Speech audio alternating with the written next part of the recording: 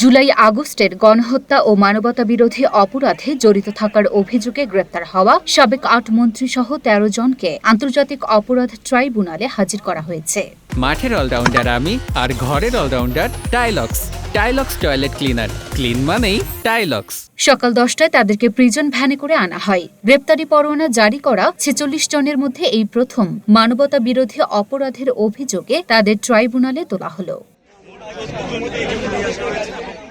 যাদের হাজির করা হয়েছে তারা হলেন সাবেক মন্ত্রী আনিসুল হক, ফারুক খান, ডাক্তার দীপুমণি, শাহজাহান খান, রাশেদ খান মেনন, হাসানুল হক ইনু, জুনায়েদ আহমেদ পলক, সালমান এফ রহমান, ডক্টর তৌফিকি ইলাহি চৌধুরী, কামাল আহমেদ মজুমদার, গোলাম দস্তগীর গাজী, অবসরপ্রাপ্ত বিচারপতি শামসুদ্দিন চৌধুরী মানিক ও সাবেক স্বরাষ্ট্র সচিব জাহাঙ্গীর আলম। এদিকে অসুস্থ থাকায় ডক্টর আব্দুর রাজ্জাককে আনা হয়নি বলে জানা গেছে।